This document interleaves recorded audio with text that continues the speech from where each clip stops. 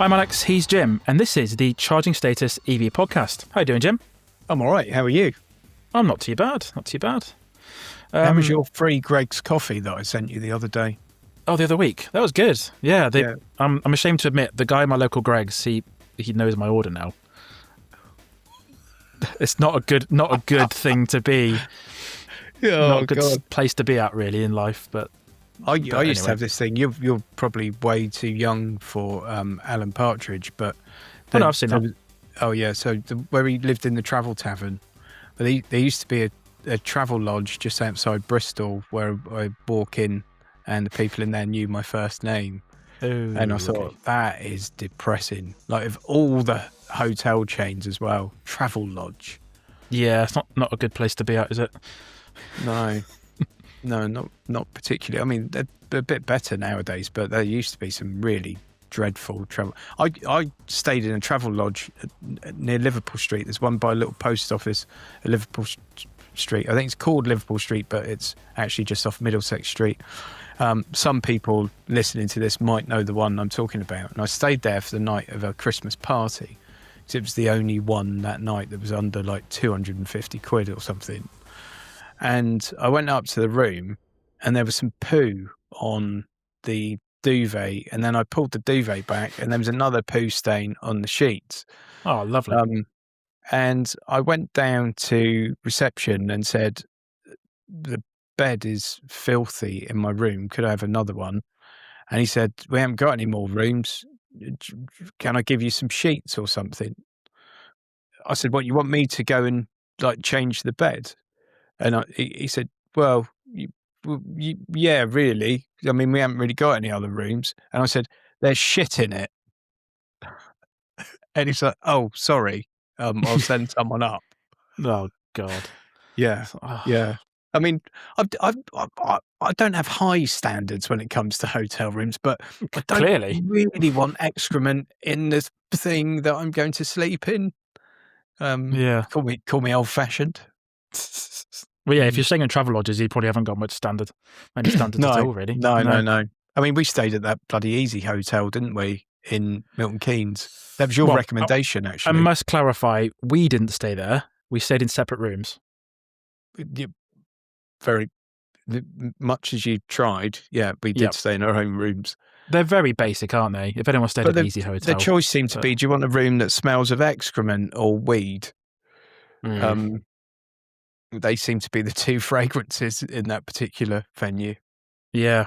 Well, they should have the fragrance system that you find in the Omoda 7 that we drove last week. But they should. Which one would you go for? Would you go for Dark Temptation or what was it? Forest Moods or something? I've no idea which, because I in my video I took out the pods and gave them a good whiff, but I've no idea which one was which.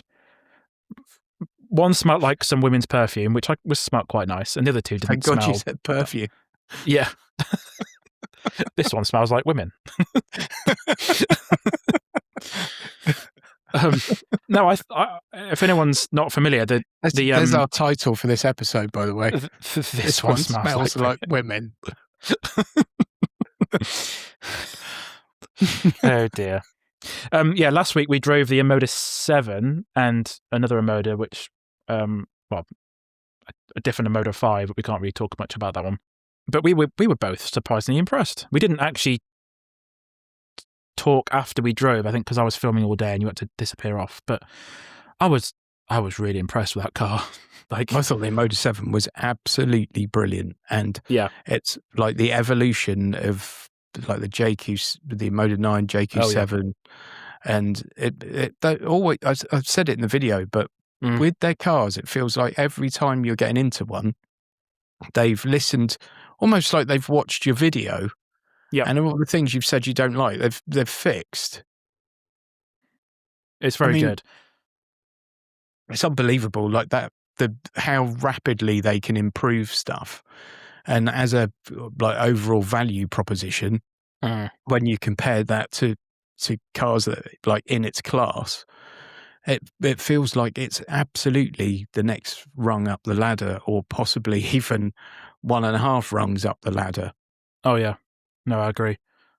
Seats were comfy. The whole ride was really refined. I couldn't really think of anything wrong with it apart from there possibly wasn't enough physical buttons for the climate control, which is a usual complaint that we all have. But Yeah.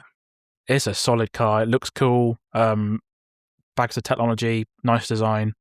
I like the new steering wheel they've gone with. So, but they had fragrance. So that's it had 3 little fragrance pods that will possibly have more. You can choose from 3 different scents, which smell varying different levels, and then you can have that come through the cabin. And it smells quite nice because I'm not sure how well that will age over time, if you know what I mean. But it's a nice feature that luxury cars have for sure. Yeah. So, now, that's obviously a plug-in hybrid, and this is an EV podcast. Yes. Although we forget that quite often. We do.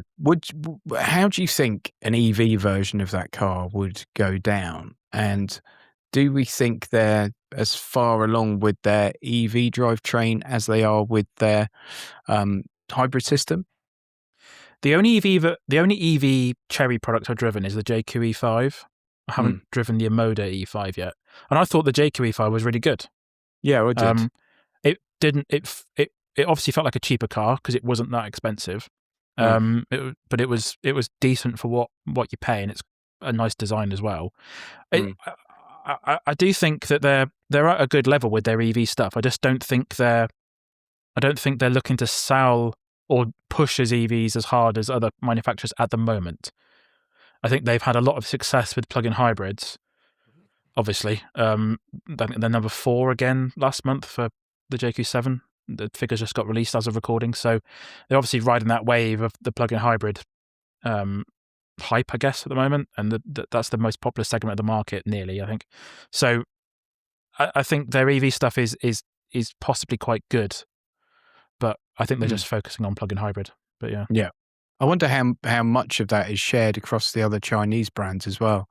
I mean, it seems that I know that they are producing things for BYD, even though I think BYD have claimed that they're producing stuff. Oh, really? Because I mean, I've often noted the fact that they've both got a super hybrid system that seems to be the same style of engine and battery, etc. And we know that little driver information display, or possibly not the one from that car, but the one that's in some of their others is in BYDs. It's the same. Must be, yeah. thing. I thought the one in the Omoda 7 was really, really high resolution. I thought it was really good. It was a lot better. I still don't particularly like it. I like the infotainment screen, but the driver information display, and I feel like it's stuff that could be resolved with software rather than anything else. But obviously in some of those BYDs, it just doesn't. Yeah, we've mentioned that before. It's a light blue background with dark blue text, and it just doesn't quite read as well. The only thing I noticed in that car, which I forgot to mention in the video, is the MPG figures are so complicated. Oh yeah, I know. There's always, you've got like 3 numbers, haven't you? Yeah, I couldn't wrap my head. I didn't have the time to figure out what that all meant. Unfortunately, it's different if you go to these events and you're a written journalist. You've got seemingly a lot of time. You just drive the car, make some notes, and you can notice the other stuff. But if you're filming, 90% of the time you're filming and shooting things, and then 10%. We had the cars for what? Well, actually, you've had one for a long time, didn't you? But yes, I had. I think I had the cars for like an hour each. Right. And which is why the videos I often do at those Omoda JQ launches are. I'll do it from the driver's seat, more or less. If there are 2 cars, anyway. Yep. It'll definitely be one from the driver's seat, and then I just chuck a load of B-roll over the top. But it serves a purpose, doesn't it? Yeah. I think you can get away with it on a first drive. I think so. Yeah. Maybe. Yeah. It always annoys me as well. Like, not annoys me, but you do feel jealous when you see the written guys and they're sitting there enjoying a coffee sort of later on, and then they pop out in the car, have a little drive, making a few notes, and then sort of amble back in and like, oh, what time's lunch? I don't know, I'm going in a minute. And you're like, it's 11 o'clock. And then you Just get got the others started. where they turn up with like a film crew and stuff sometimes, don't you? Obviously some of the big channels. You think, oh, if only. Yeah, if only. Yeah. Yeah. Yeah. I don't know if it's just me. I find it must be just like a brain thing. I find it quite hard to put down thoughts about a car in written form. I much find it easier to do it on video. Yeah. It's just playing to your strength, I guess. Like there's a few people from Autocar who I read their reviews and they're like, how did you notice this? Or how have you conveyed this in such a nice way? But it's just different skill sets, isn't it? So that's it. Yeah, I mean they're masters of the written word, aren't they? Yeah. And I'm here for the hair growth and good looks, and you for the sausage roll consumption. I'm not really sure what my unique proposition is, but yeah. I think it's your lack of height. You should height. you should. You know what I said to you a long time ago about doing those infotainment videos? Yeah. Of which I have got a clip of your infotainment video in my video and a link appreciate in that. the video description, by the way. I appreciate that, thank you. You should do some under chassis stuff, like under the car shots. Oh yeah, I should do. Yeah, because obviously you could do that quite easily. I saw you were taking some flack for your height again on Twitter the other day from people that don't know you. Yeah. It's dreadful, isn't it?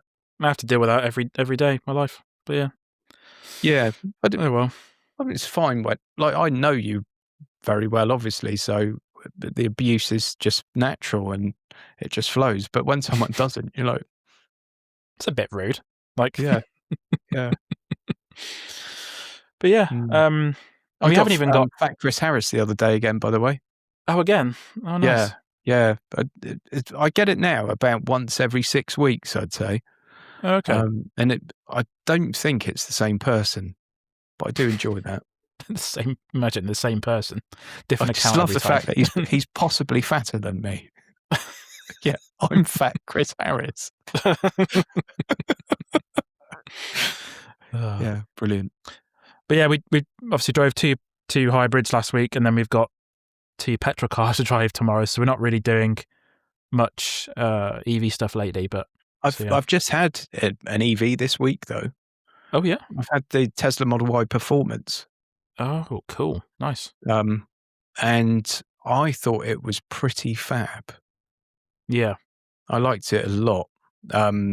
Yeah, I mean, spoiler alert, I did also drive a very, very important EV yesterday that I can't talk about until Tuesday, and I think this is coming out on Saturday. Yep. But if I don't reveal the name of it, I can say that it was phenomenal. And it's similarly priced to the Tesla Model Y Performance. Yeah. And oh boy. Mm. Yeah, so my video will be out on that one on Tuesday morning. So if you want to know what that is, check it out on Tuesday morning. Sweet. Yeah. I had the Model Y Performance must have been last month, I think. I've lost track of where we are. Mm-hmm. And I thought it was really good. I love the design of it in the red paint, looks incredible. And I just thought to drive, the Model 3 Performance was a lot better. Because it's a lot more chuckable, a lot more nice to drive, whereas the Y Performance doesn't feel pointless.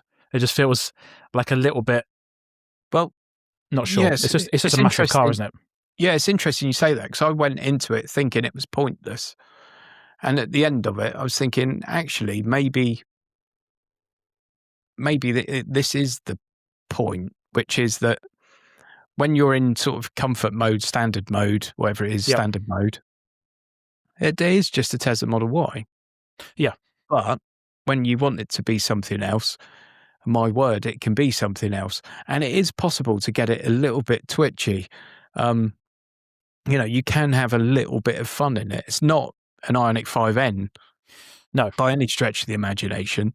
No. But it is fun. Like, you can extract fun from it. And I think they've engineered it extremely well. But I love the fact that it's a complete Jekyll and Hyde thing. So you can go to Tesco's in it and IKEA in it, and you ferry the kids around and all that. And it may be that's a car where you just have one rather than having your practical car, your Nissan Qashqai and then your BMW Z4.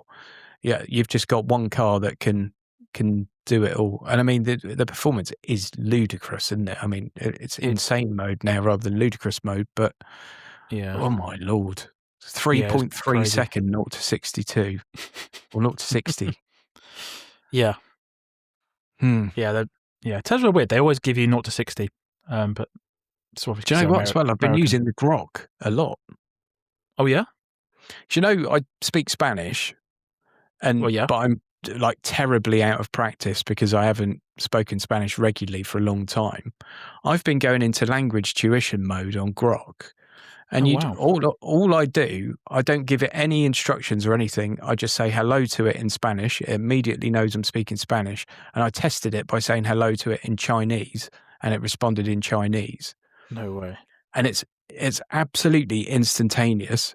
And the other day when I was driving to Farnborough, not giving away the car that I was not talking about. Yep. For about half an hour, I had a chat with my car in Spanish.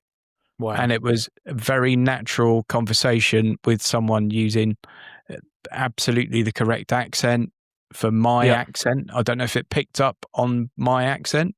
So I'm using the Spanish version rather than the Latin American type versions. So there's a lot more lisping in Spanish, Castellano, than there is in Latin American Spanish.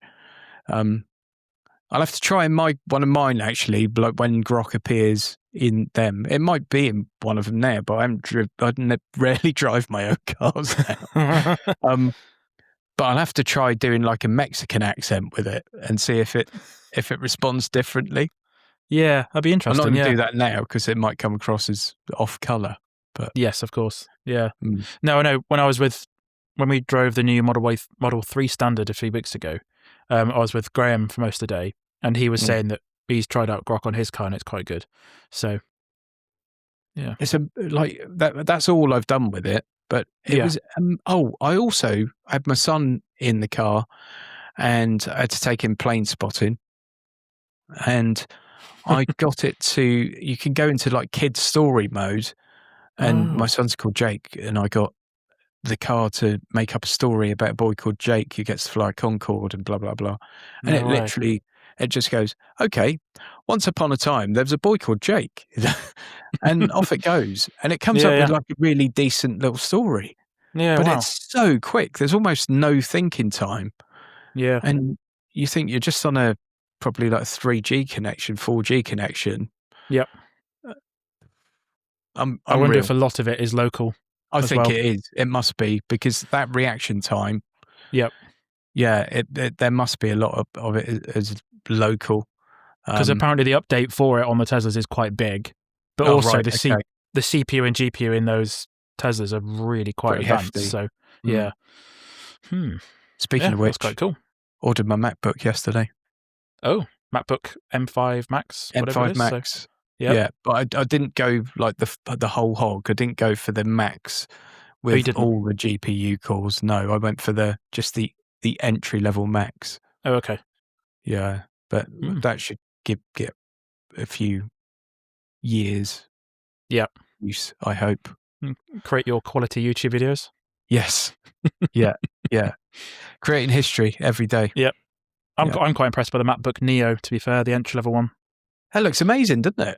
Because I don't use my MacBook for anything other than writing stuff. So there you go. For £500, if you're a student, that's insane. And when you think if you get an iPad and like the keyboard case thing, why would you bother? Just get the MacBook. Yep.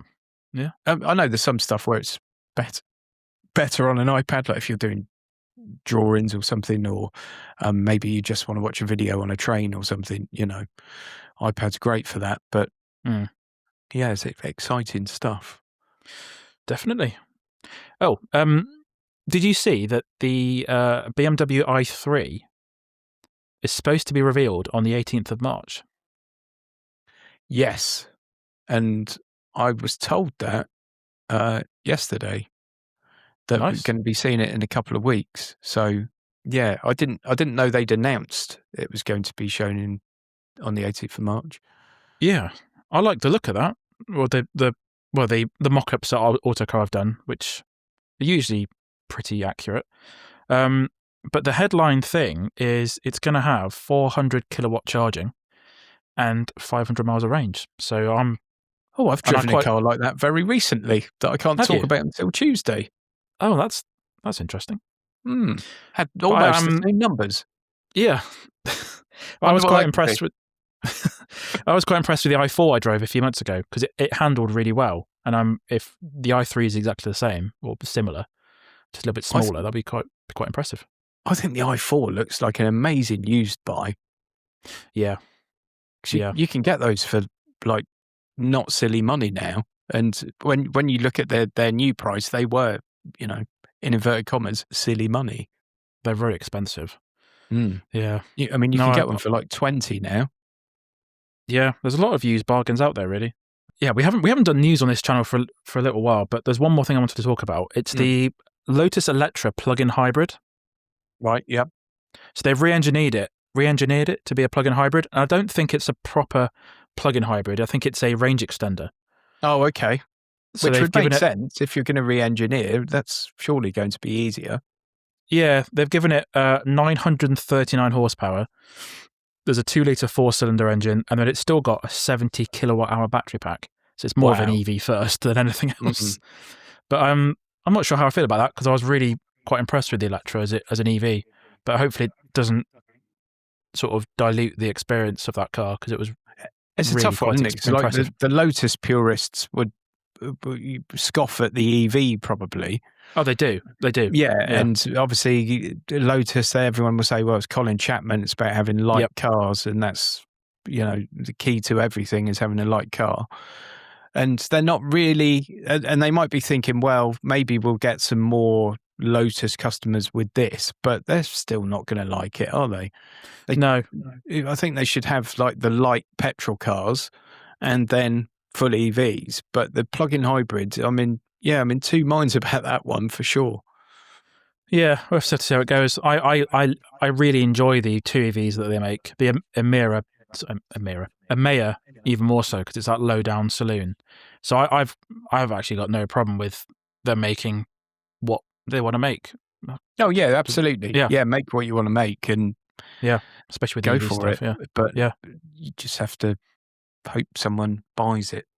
Yeah. But then maybe they're thinking company car drivers and stuff. And I think so. Yeah, the range of the Eletre and the Emea as they are isn't quite as good as it is on paper in reality. And this new Eletre would do about 800 miles on a combined charge, petrol tank, whatever. So that looks a bit more appealing to some people who do massive miles. So yeah, I think that's it should be a good decision, but to me it seems weird. But see how it goes. What have you got coming up in the next few weeks? So we're both at Kia tomorrow, aren't we? We probably would have filmed this there normally, but we're just not going to have time, are we, tomorrow? No. What else have I got coming up? I've got Volvo V60 in this week. That's come today. Oh, sweet. And then nice one. I've got tentatively booked in an IM5. But that may get changed because I think the press fleet department are trying to steal the car from the marketing department. So that may get changed. And then Chang'an Deepal 05. Oh, got the launch event for that coming up. Yeah. That's in a couple of weeks, isn't it? Yeah, about 4 weeks. Are we on the same dates for that? I can't remember. I'm on the Wednesday for that one. Oh, we're not then. No. I've got we're going to Frankfurt, aren't we? We are indeed. A lad's little holiday. Lads. A lad's holiday to Germany. Yeah. Yeah. By the way, I know you're asking, so I have found a club with a dungeon now. And apparently they've got a crucifix on the wall for you and everything. and a sluice in the middle of the room, so you should be fine. I'll send them their requirements. Thank you for that. Yeah. Next week, I've got the iGo X, which I'm actually quite looking forward to. It's a little nice petrol hybrid little city car from Toyota. It's got a 30-litre fuel tank, and apparently it can do 530 miles on a tank, which is bonkers. So I'm quite looking forward to that. It'll be quite good. And then after that, I've got the Ford e-Transit Custom. So I've got a couple commercial vehicles coming up, and one of them is a electric Ford Transit, which would be quite good. So cool. Yeah. I wonder what the real world range will be like on that. Well, I haven't published the video yet, but I had the e-Transporter recently, and that was doing a bit backlogged in terms of videos I need to publish. I think it was doing about 200 miles, maybe 190. And this will be very similar on other thoughts. So yeah, they're not as competitive as the Kias, unfortunately, on paper anymore. So there was a previous e-Transit, wasn't there? Yeah, there still is the big one. Yeah. So they got this Sprinter style van, that's the one I nearly rolled at that SMMT event. Yeah. Not Millbrook. It was I can't remember if you were there. This might have been before I started doing YouTube. I think it was actually. And basically there was a long drive up to this sort of stately home type place, and all the cars were in the grounds of this stately home. Yeah. And the drive had humps going all the way up. And I thought, for a laugh, I might just accelerate at one of these little speed bumps, because I'm in a big empty van, and I can see if I can get some air in it. And I did, but it sort of landed a bit like this. Oh no! Yeah, for those of you listening rather than watching, think jelly on a plate. And it all got a little bit squiffy. Oh no! Yeah. Ford make the massive e-Transit, the e-Transit Custom, which is more typical vans you see on about, and then they've got the little Diddy one, the Transit Courier. So yeah, which is both all electric. So no, I think Kia's at a good place, as we said before in this podcast, with their electric vans. I think everyone else needs to catch up a little bit. So who knows what else will be released this year. There's some stuff from Renault coming up with their 800 volt vans, which would be quite interesting to see. But as always, the van market's a little bit behind. So yeah. Our trip to Frankfurt, by the way, do we know what that is yet? It's more of I think it's a demonstration of MG's batteries. So, which suggests they've got some new batteries, new tech. It said solid state batteries in the press release. Oh, I have seen that. Yeah, it says semi. I have. Yeah, semi-solid state. Yeah, the world's first semi-solid state. Yeah, there's a lot of fuss about solid state because I don't know if you've seen this donut batteries. Yeah, or donut labs. They've made a big. Some people seem to think it's not true. I'm in the camp that they're being quite clever with their marketing, and it is all true. But they're drip feeding release videos and myth busting and testing. That looks bonkers. I'm hoping it'll be real. I'm sure it is. But yeah, they're fully solid state batteries that don't use lithium. So I'm not sure what MG are doing, but we shall see. Be quite interesting. Because I sort of assumed it might be some sort of car show or technology show that we're going to, as it's in Frankfurt, like a trade show. Yeah. But I really don't know. And it looks like an event that MG's holding by themselves to demonstrate these batteries, some hybrid stuff, and something else, I believe. I wonder if there'll be a car there as a last-minute surprise. If it's anything, I think it'll be the MG4 Urban. Yeah. Because that car in China has got solid-state batteries in it. Right, okay. So it's a bit more expensive than the normal versions. I think it's 3,000 of whatever currency they use in China. I can't remember what RMB I think it's called. Yeah. So it's a bit more expensive, but it's probably worth it in terms of what you get out of it. But we shall see. So nice. Yeah. Looking forward to that. Anyway, yep. I won't be able to talk you into a beer, will I? While we're in Probably Frankfurt? not. No. You will get to see me drink some beer though. So that'll be something to look forward to. What a treat that'll be. like Munich is just, I don't know, it's just spoiled me forever. The German beer was incredible. Yeah, absolutely incredible. Hopefully we'll Fair get enough. enough free time to visit a beer keller. Beer I think we're going to be there for like 24 hours, maybe. roughly. Yeah. Yeah. It's a very When I short did visit. Brussels in January, I think I worked out I was there for 22 hours, I think. Yeah. Mad. Maybe record a little podcast while we're there if we've got time. So. Oh, we got to, yeah. Or if we're on the same flight, we could maybe do it on the plane. Like Johnny and Richard did on Smith and Stiff. Yeah. Yeah. That's quite funny. Yeah. Yeah, when someone's bringing drinks around or something that's just on the podcast. I'm glad they left that in because I really enjoyed that. Yeah. Yeah, I really enjoyed listening to that. It was quite funny. I mean, we don't have original ideas, so why not steal someone else's? True. Yeah. True. Mm. Yeah. We haven't had any flight details yet, actually, have we? No, not as of Did you put Heathrow down for your? I have. Yeah. Oh, yeah, good. Okay. Yeah. Just did some admin live on the podcast. Yeah, we are. Yeah, just. Thing is, it's funny, isn't it? Because like before we start doing this, we're having a chat for half an hour, and then sometimes I forget that we're even recording. To be fair, which is why I probably come up with so much nonsense in it. But that's true. True. Sorry, listeners, watchers, viewers. Yeah. But yeah, I think that's about it, really. Mm.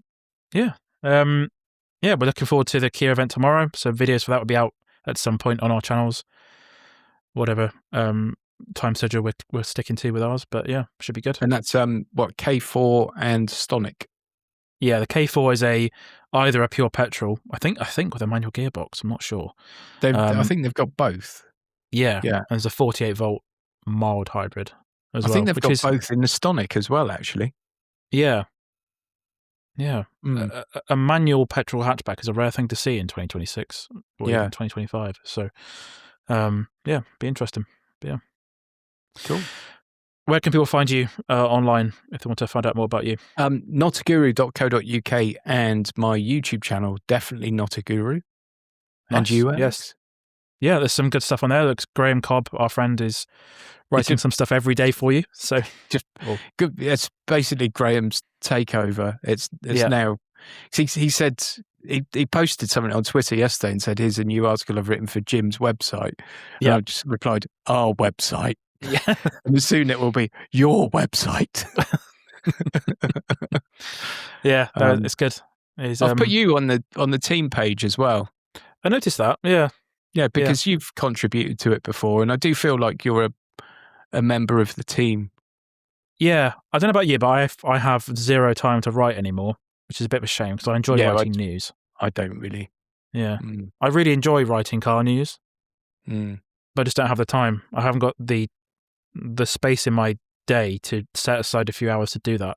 Whereas I could be could be editing some videos that make far much more money. I'm the same. I had like a proper go at it for a little while, and it like the last few weeks had just been hideous, really. And I mean, last night I finished at 10:30 again, and I started the day at 5 a.m. and finished work at 10:30.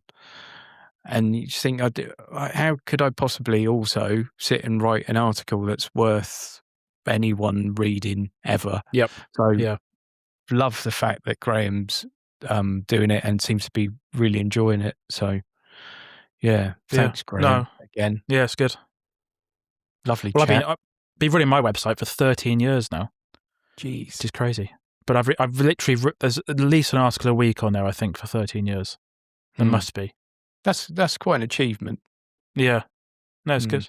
And in 3 years this year, I'll be me doing car stuff on YouTube. And is it 4 years for the OnlyFans or? That's 6. Oh, 6. Right. Yeah. Yeah. Doesn't make much money, to be honest. It's a bit of a niche topic, but it's got its fans. So. No. I didn't know you could do that with a chocolate donut. I must admit, until I saw that video. It's the ones from Krispy Kreme are the best. Yep. I've got memberships to them as well, like Greg's, so it's all good. Yeah. Where can people find you online, Alex?